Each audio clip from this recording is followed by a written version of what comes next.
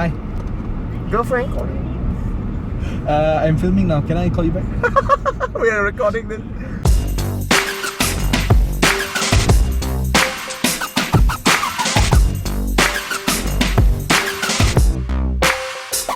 It's Autophiles Bo And Subhash. Subhash, yes. And shit, where's Howie? Is he in the boot? Howie is not in the boot because the boot can't fit Howie. So we are in a Jaguar XE, right? XE, the mid-range one. The mid-range one. You have the XE base model, you have the R-Sport, and then you have another one which is crazy. Okay, it's supposed to compare with what? BMW 330, yeah. Now the 330. So yeah, first impression, you were impressed. You were impressed. I was quite impressed. Okay. Because I got straight from the Jaguar showroom and I went on Federal in non-traffic condition. Okay. But I didn't speed at first. I said, okay, let's just take this like a normal car, like an uncle with 390,000 ringgit. Okay. In his pocket with the driver. Okay. So I drive slow and I drive below speed limit, way below speed limit. Not slow, but like well paced. And I felt special. You felt special? Yeah, I genuinely felt like this was a special car. I don't think you are wrong, but the problem with feeling is very subjective. That's true. And with people who are used to, say, luxury car, you may not be so impressed by it. Yeah. You may not. If you're stepping from a 3 Series to this, or from a C Class to this, it's marginal. Yeah. It's very marginal. Some elements in here caught my eye, which German sedans haven't caught my eye. Okay. The aircon vent sloping in and fitting in here. Yeah. It's like you don't have to do that, but you did that. Okay. You know, you could have made it not work, but somehow Jaguar made it work. Okay. And this feels a bit Land Rover-ish. Yeah. I mean, yeah. This entire gap of unused space, which is a bit of a problem because a Jaguar image is not a Land Rover image. A Range Rover or Land Rover image is solid, square, and handsome. Yeah. Jaguar is beautiful.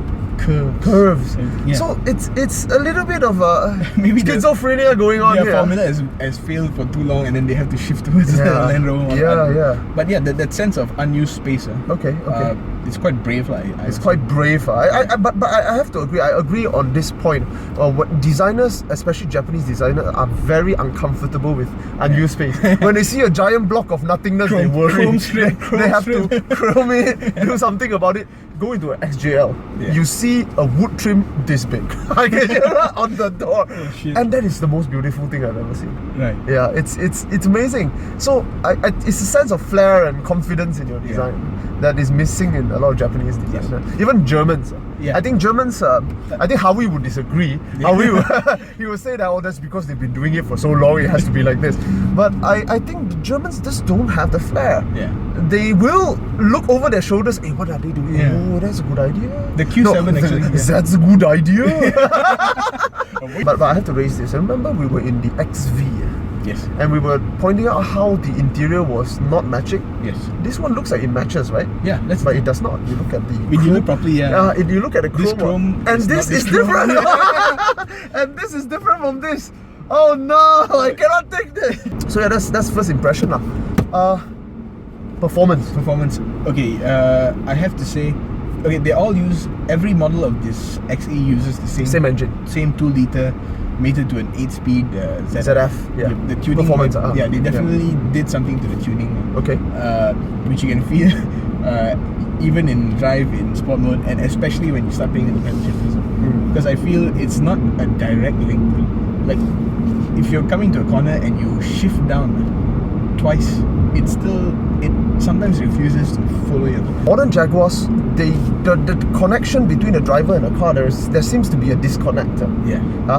When you expect the gearbox to change gear, it does not change gear. When it pulls, sometimes it pulls too much. There is always seemingly a lag, like the car is preparing a kinetic energy before it gives you the kick. They don't have that refined performance that the Germans already established 2 generations ago. Jaguar is very odd. The engine wants to go, the suspension bounces you around like nobody's business, but the gearbox is like your brain is ready to go, your heart is pumping, but your leg's not moving yet. Then when it moves too much, and when you want to slow down, the leg's still going. You know what I mean? It's not confidence inspiring. It's not. It's got a lot of power. It's got a lot of gear ratios. It's got a lot of everything on paper, but when it comes to a corner, I feel terrified, genuinely terrified. You feel it, huh? Yeah. You feel that. Let's just go let's ahead. set it into S, huh? Yeah. Just drive this slightly spirited driver. And you're not flooring it at all. I'm not, man. I'm not. But the car is actually very powerful, so flooring it is actually quite scary. Yeah.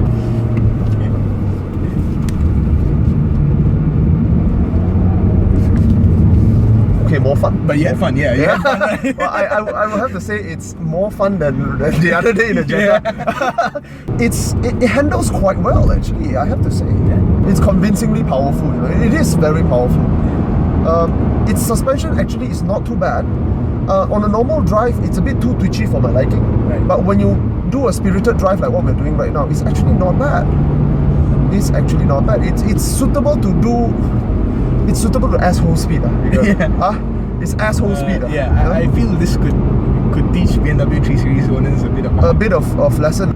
It is a very powerful engine, but there is nothing impressive about its tuning. There's nothing outstanding. I wouldn't complain about it. It's good enough. Right. But the problem is that it's suitable for that kind of driving. Right. And if you're driving around in a normal mode and you're just getting to your work, it's not as rewarding. And the gearbox is not as good, I have to say. The gearbox, the tuning is a bit off. tuning is a bit off. It's very consistent with Jaguar's tuning. Right. There's always a delay, unnecessary delay. Yeah, it takes away the advantage of the 8-speed. Correct. Because in an 8-speed, you want it to constantly be shifting up Correct. and down. Correct. To meet the perfect balance between fuel economy and power delivery. But in here, it's constantly like, let's wait for a while. This kind of compared to the 330 now. 330, which comes with the M Sport suspension. I like to compare with the 330 because it's actually a very comparable product.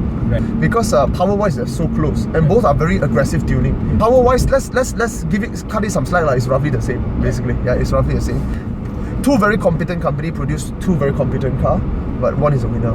Yeah. One is a winner. One stands out. Yeah. Just inch out. I wouldn't say significantly more, but more. Yeah. Yeah. More. Yeah, I'm quite impressed with the performance as well. Yeah. But I have to say, because I don't have the skills to drive fast, I'm a bit scared of this car. Oh, you scared? Yeah, I'm scared. I would never like get the full performance. Do what I did just now? Yeah. No? I wouldn't. I mean, on this corner it's Let's do it fine again. because you can see who's coming, and then it's relatively low speed. You're just getting a bit of a Okay, interior, this I have very strong opinion. I have strong positive and strong negative. Let's go with you first. What's the positive? Okay, strong positive is I feel some of the little things that they do in here beats a 3 Series. I agree. They paid attention to certain things that make them stand out a bit more. And the constant reminder that you're in a Jaguar. Yeah? Jaguar on the airbags, Oh, Jaguar everywhere. Jaguar there, Jaguar there, the Jaguar mesh. there. Like, it reminds the owner that You spend good money You for spend this. good money, good job, you know. You're okay, man. You're okay.